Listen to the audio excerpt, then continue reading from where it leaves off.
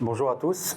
Alors moi, je vais parler au nom du QG décolonial en lisant un texte que j'ai coécrit avec Ouria Boutelja. Quelle stratégie révolutionnaire après 2022 ? Si le mot révolutionnaire est de quelque importance pour nous, laissons-le de côté pour le moment et contentons-nous de parler de stratégie politique appliquée à un projet décolonial. Dans cette optique et dans le contexte qui est le nôtre, permettez-nous de couper le temps en deux, l'avant-NUPS et l'après-NUPS. La NUPS prise ici comme condensation d'un nouveau rapport de force entre les classes populaires, toutes confondues, et un État dominé par un bloc capitaliste et impérialiste. Si on s'intéresse à l'avant-NUPS, on pourrait d'abord se demander où situer les conditions de son émergence. Est-ce à cause de la montée du Front National et de la radicalisation droitière de l'ensemble du champ politique, de la crise financière de 2008 qui a fait sombrer des dizaines de milliers de foyers dans la pauvreté, de la loi El Khomri, de la fascisation de la police et de l'armée, des attentats djihadistes de 2015, de Macron et de son saccage de l'État social, de la répression généralisée aux atteintes aux libertés fondamentales, du Covid et à la gestion de l'épidémie. Ou alors, est-ce dû à Mélenchon qui quitte le PS en 2009, fatigué de devoir se battre en vain pour faire triompher une alternative antilibérale, à la rancune des partisans du non au référendum sur le TCE, le traité constitutionnel européen, trahis par leur gouvernement qui ont fini par l'imposer, aux émeutes urbaines de 2005, suite à la mort de Zied et Bouna, aux Gilets jaunes, au Black Bloc, à la grande grève des cheminots de 2019, au progrès de l'antiracisme politique, à la grande marche contre l'islamophobie de 2019 et à l'immense rassemblement du comité Adama en 2020, aux mobilisations populaires massives du Sud global, au moins depuis les révolutions arabes. La NUPS est à l'évidence le produit d'une synthèse historique qu'on peut évidemment faire remonter encore plus loin. Par exemple, à 83, date du tournant libéral du PS.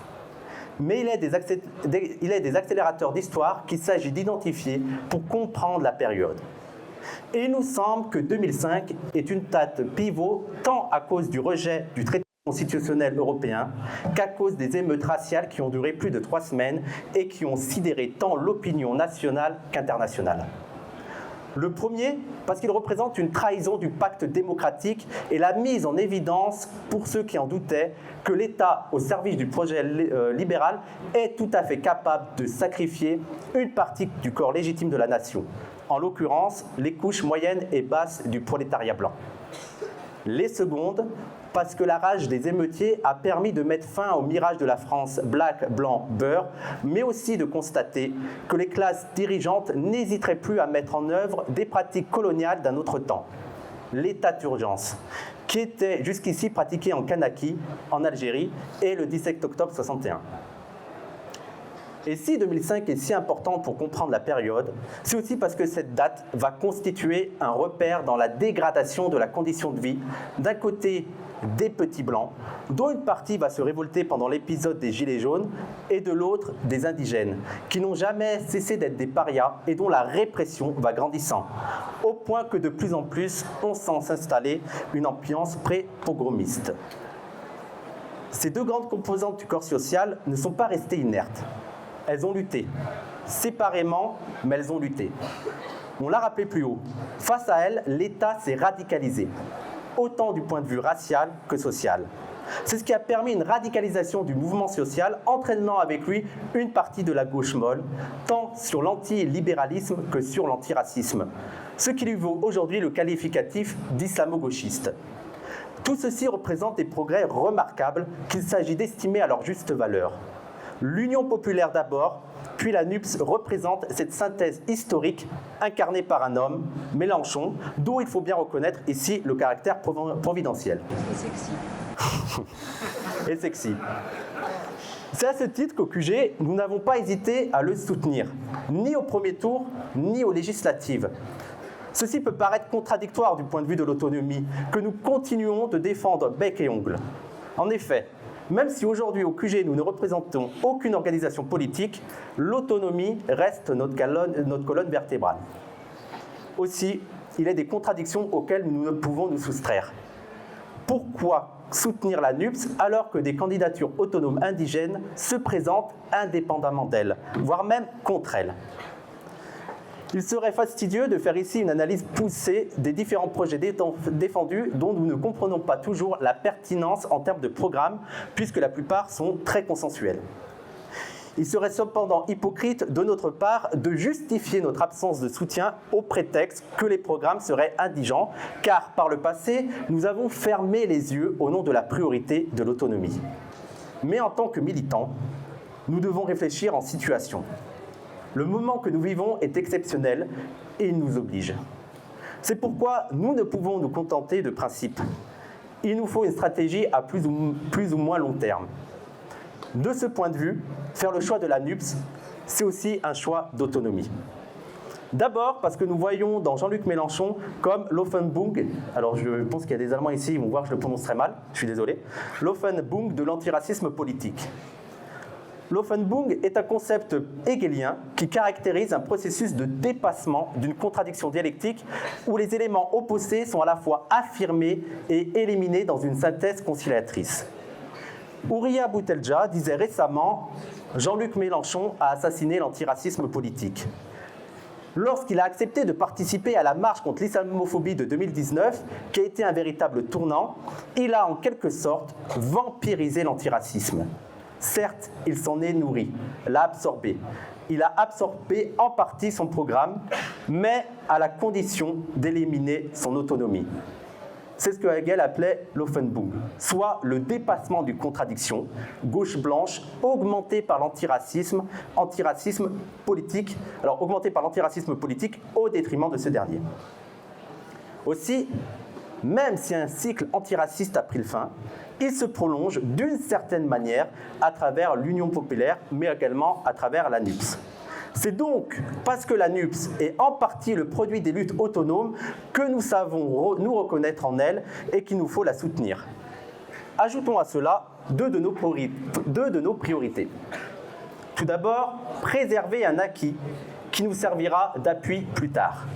Ensuite, construire une digue antiraciste la plus haute et la plus solide possible, ce qui constitue pour nous la priorité des priorités et même l'objectif stratégique premier. Pour le dire autrement, l'autonomie des luttes a permis d'acquérir un capital politique en matière d'antiracisme partagé par 22% de l'électorat, peut-être plus si la NUPES élargit sa base. Il importe aujourd'hui de consolider cette base et non de la disperser avec des candidatures qui, a priori, peuvent servir l'adversaire, et Macron en particulier. Mais répétons-le encore une fois. C'est bien parce que nous sommes politiquement, par l'effet de l'Offenbung, objectivement à l'intérieur de la NUPES, tout en étant subjectivement à l'extérieur, que nous faisons ce choix. Bien sûr, on pourra nous reprocher, et on pourra reprocher à Mélenchon, de n'être qu'un social-démocrate plus ou moins radical, d'être un impérialiste soft, mais impérialiste quand même, ou de trop idolâtrer Mitterrand. On peut aussi lui reprocher de faire trop de concessions à la gauche européiste et atlantiste pour atteindre son objectif aux législatives. On peut même lui reprocher des choix manœuvriers, comme le sacrifice de Simonet au profit d'une protégée de Jospin, ou de celui d'Azine Taibi, ou encore celui de nombreux militants de quartier, déçus d'avoir été lésés par des parachutages politiciens. Tout cela est vrai. Mais puisqu'il s'agit ici de parler de stratégie, c'est elle qu'il importe de ne pas perdre de vue. Grâce à l'élan populaire en faveur de l'Union populaire, le centre de gravité du débat public s'est déplacé à la fois vers la gauche, vers le décolonial et vers le sud. Ce n'est pas le moindre de nos acquis. Surtout lorsque nous nous rappelons qu'il y a à peine quelques mois, nous étions tous inquiets de voir les débats politiques être le théâtre d'une surenchère raciste et sécuritaire, notamment avec un Éric Zemmour qui, un temps, donnait le ton des discussions. Or, aujourd'hui, Reconquête a du mal à se remettre de son échec, le RN se fait discret. Quant à Macron, il fait des efforts pour ne pas trop brusquer son aile gauche.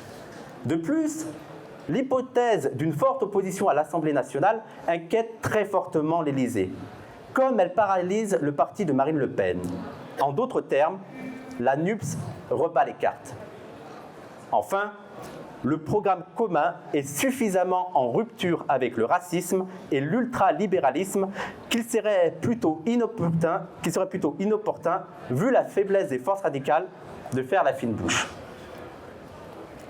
À ce stade, et jusqu'aux législatives, et compte tenu d'une ligne politique assez correcte, nous n'avons que le choix d'élire une opposition la plus forte, quelles que soient ses contradictions. C'est un soutien non seulement critique, mais surtout sans grandes illusions. Voilà pour l'avant-NUPS. Qu'en est-il après ? Commençons par expliquer pourquoi nous tenons à défendre une ligne autonome de la NUPS comme de l'ensemble du champ politique blanc. Abdelmalek Sayad nous l'a appris et nous n'avons jamais cessé de le répéter après lui. Exister, c'est exister politiquement. Comme on vient de l'expliquer avec la notion d'Offenbourg, c'est l'existence politique du mouvement décolonial et du mouvement social en général qui a permis de transformer la gauche blanche vers des positions antiracistes et antilibérales plus fermes et plus conséquentes. Mais nous avons dit aussi que l'antiracisme politique avait été vampirisé et vidé de lui-même. Faut-il alors, faute de mieux, rejoindre la dynamique ? Notre réponse est un non sans appel. Récemment, Ouria Boutelja a rendu hommage à Jean-Luc Mélenchon en soulignant combien il avait su toucher les affects indigènes. En effet, touché par la grâce, il a réussi à parler aux non-blancs et aux musulmans en particulier. Il a su faire vibrer leur cœur et à les mobiliser comme personne avant lui. Tout le monde le reconnaît, aux grandes dames du PCF. Ces populations qu'on croyait apathiques et perdues pour les élections ont pris le chemin des urnes, reconnaissant en Jean-Luc Mélenchon un homme d'honneur et de principe. Un homme qui manifeste du respect aux musulmans et à leur dignité. C'est un grand pas, mais il faut le dire ici. Une relation fondée sur des émotions, aussi sincère soit-elle, est une relation condamnée à l'échec, car précaire et fragile, car fondée uniquement sur la confiance. Or, celle-ci peut être trahie à tout moment, surtout quand on sait l'attelage hétéroclite et peu rassurant de la NUPS. Que ce soit le PCF de Roussel, mais aussi les dernières sorties de Ruffin, qui semblent vouloir remettre en question la direction antiraciste de Mélenchon, et sans oublier la présence inquiétante du Parti socialiste. Mais également qu'on connaît la férocité du champ politique blanc et la crise multidimensionnelle que nous sommes en train de vivre. Or, il n'y a rien de pire qu'un peuple déçu. Il est dangereux de trahir un peuple qui se meut difficilement et qui n'accorde sa confiance que rarement, échaudé par une expérience historique de l'instrumentalisation. C'est ce qu'il faut éviter à tout prix. Le rôle de l'autonomie, c'est de prévenir l'illusion et éviter une trop grande déception qui nous fera perdre des années. On pourrait nous rétorquer qu'il faut y entrer et changer les choses de l'intérieur. Ce à quoi nous répondons, l'antiracisme politique, combien de divisions ?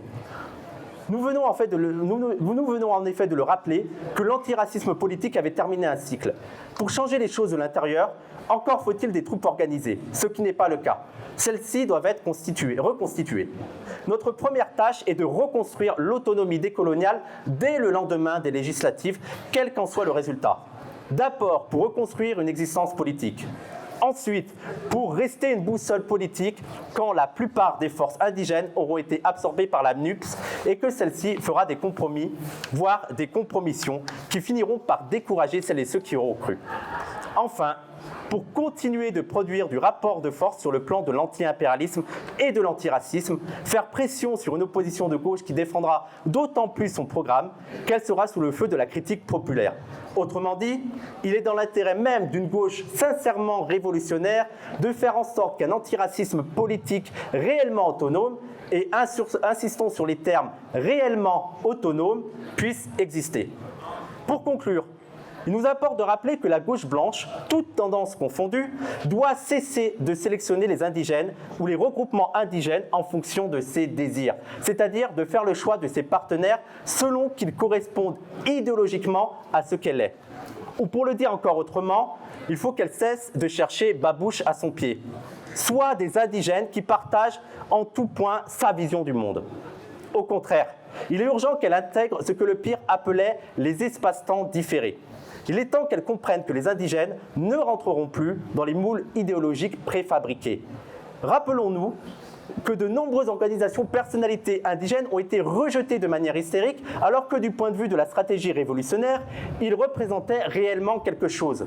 Nous pensons à Tariq Ramadan, qui réunissait parfois jusqu'à 10 000 jeunes musulmans et musulmanes, pour la plupart issus du prolétariat français, dans le cadre de débats sociétaux, mais qui auraient pu intégrer une stratégie révolutionnaire. La gauche anticapitaliste, sauf exception, n'a jamais su se saisir de cette aubaine, trop préoccupée de débattre de la personnalité sulfureuse du leader musulman, aidée en cela par tous les médias aux ordres et par l'ensemble des organisations et personnalités les plus réactionnaires. On peut en dire de même de Dieudonné, avant sa bascule dans l'extrême droite. Il réussissait à tirer des jeunes noirs et arabes des quartiers sur des sujets tels que la mémoire de l'esclavage et du racisme. Il aurait fallu le cueillir à ce moment-là, mais idem. Passé de la gauche socialiste à un registre certes confus mais plus radical, il a été abandonné par la gauche qui a préféré garder les mains propres plutôt que de faire le travail d'éducation politique qui lui incombait. Quant à nous, ex du pire, nous sommes bien placés pour savoir qu'en tant que babouche décoloniale et autonome, nous n'avons jamais réussi à entrer dans le pied de qui que ce soit. Nous avons été alors sacrifiés, entre autres au profit d'organisations indigènes dont la ligne était suffisamment floue et poreuse pour satisfaire tant la gauche réformiste que la gauche radicale, qui tenait plus que tout à leur confort moral plutôt qu'aux alliances conflictuelles, pourtant fructueuses, qui ont permis, bon l'an mal an, d'arriver à une situation d'équilibre, d'arriver à une situation où les équilibres politiques auraient largement pu être pires. Dernière chose, et pas la moindre, si la NUPS vient aux affaires, et notamment sa branche Union Populaire, et qu'elle gagne en influence et en pouvoir, nous lui conseillons non seulement de respecter les espaces d'autonomie indigènes, là où elle les rencontrera, mais surtout de mettre en œuvre les conditions de cette autonomie. L'urgence des urgences est en effet de mettre fin au clientélisme qui empêche toute auto-organisation par le bas. Nous insistons sur ce point. La nouvelle alliance de gauche ne doit en aucun cas se mêler de la stratégie ou du contenu des luttes indigènes.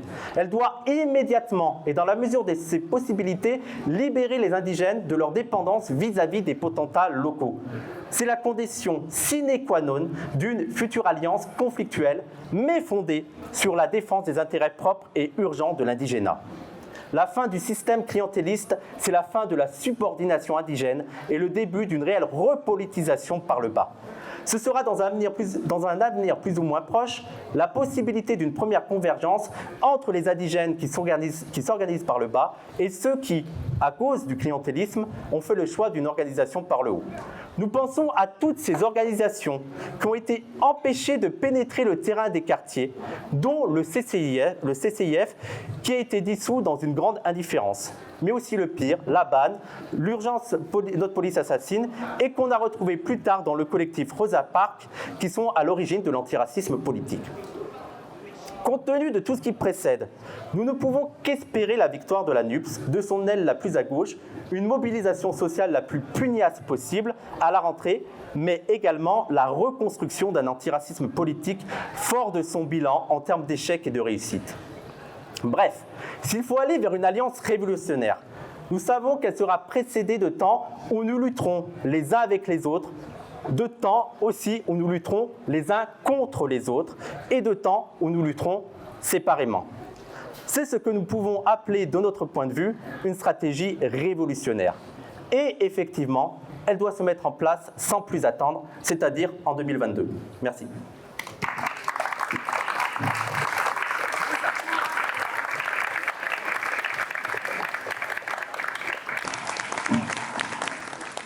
Merci beaucoup. Alors, je tiens d'abord évidemment à remercier tous nos intervenants, également Mounia qui a dû s'absenter. Malheureusement, je tiens à m'excuser, on va devoir écourter, on va pas pouvoir faire la session de questions.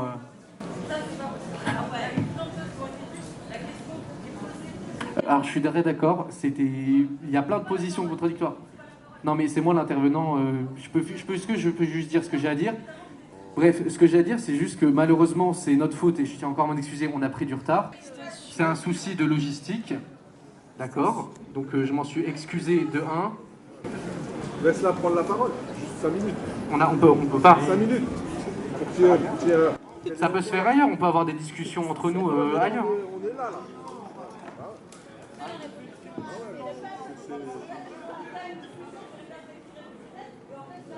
S'il vous plaît, je viens d'avoir l'oreillette. 1, 2. On a réussi à gratter 15 minutes au plus auprès de DJ Bone. Voilà. Mais grâce à la pression du peuple, merci. Donc, je t'en prie. Du coup, la question quand même qu'il faut, je pense, vraiment poser là, mais qui n'a pas, enfin, pour le coup, là, il y a quand même une prise de parti qui est assez claire, c'est que, en fait, la gauche la gauche n'est pas révolutionnaire. La gauche, elle croit aux institutions. Elle croit que c'est possible d'avoir de meilleures institutions. Mais une institution, ça sera toujours la même, qu'elle soit un peu meilleure ou un peu mauvaise. Elle cherchera toujours à maintenir un système de domination. Elle cherchera peut-être au mieux pour effectivement ce qu'est Mélenchon, à savoir une simple mise à jour du PS, elle cherchera juste à atténuer les effets du pouvoir, donc les effets des rapports de domination, donc n'importe quel effet de pouvoir. Est-ce que nos intervenants souhaitent réagir par rapport à ce qui a été dit par les gens présents dans la salle? Wissam, peut-être Non, mais moi je vais faire une réponse très très rapide. Alors, l'intervention c'était pour dire qu'on n'existait plus et qu'on avait besoin de temps et d'autonomie pour s'organiser. On nous demande déjà d'être dans une perspective révolutionnaire. Donc il nous faudra laisser un peu de temps, hein. On va essayer d'y réfléchir. Et la deuxième chose, en fait, on parle de Mélenchon, on parle des élections parce qu'on est dans cette période-là. Donc, pour moi, ce serait un peu... on ne peut pas avoir le luxe de ignorer les élections qui arrivent. Et surtout, là, je vais me faire un peu le porte-parole des musulmans. S'il y a la possibilité de mettre en place au gouvernement quelqu'un qui pourrait permettre aux musulmans de respirer, je ne vais pas hésiter en fait. Je pense qu'avant d'avoir vraiment une perspective révolutionnaire, de renverser les institutions et tout, moi j'aimerais des institutions qui soient déjà un peu moins racistes, un peu moins sur notre dos. Je voudrais rappeler par exemple un exemple, moi c'est que je viens de Saint-Chamond, et à Saint-Chamond il y a l'imam de Saint-Chamond qui était sous le feu de la polémique de Darmanin parce qu'il avait fait un sermon il avait tenu des propos pendant son prêche en citant le prophète, et il y a quelques jours il a été exclu, et il a été renvoyé au Comores, expulsé, il a été expulsé. Et donc ça c'est un des nombreux exemples de ce que vivent en ce moment les musulmans. Donc j'ai envie de dire que là on a des élections qui arrivent, pour moi ce serait un peu puéril de s'en passer, sachant que ce qu'on n'arrête pas de dire, c'est qu'il est possible de faire les deux en même temps. En fait, il est possible d'avoir une stratégie à court terme là sur les élections, et c'est pour ça qu'on a partagé, moi j'ai partagé et on a partagé ça en deux temps. C'est qu'est-ce qu'on fait avec la NUPS et qu'est-ce qu'on fait après. Donc moi, la vraie question, c'est pourquoi vous voulez à tout prix opposer, et il faut aussi, voilà, moi je vais porter la parole des musulmans qui veulent juste respirer, quoi, avoir la possibilité d'être moins inquiets, moins attaqués, de pouvoir vivre leur islamité en liberté, parce que c'est quand même quelque chose qui est menacé actuellement. Oui, ça. Écoutez, en vrai, il y a des vrais débats et il y a des faux débats. Je le dis comme ça, pardon, peut-être par... je m'excuse, donc peut-être par arrogance, je m'excuse si c'est comme ça, et je m'excuse vraiment, sincèrement. Ce que j'ai compris. Il y a des vrais débats, mais il y a des faux débats. Personne ici ne dit qu'il faut institutionnaliser les luttes. Personne ne dit ici qu'il ne faut pas qu'il y ait de lutte. Personne ne dit ici que les luttes ne sont pas fondamentales et même fondatrices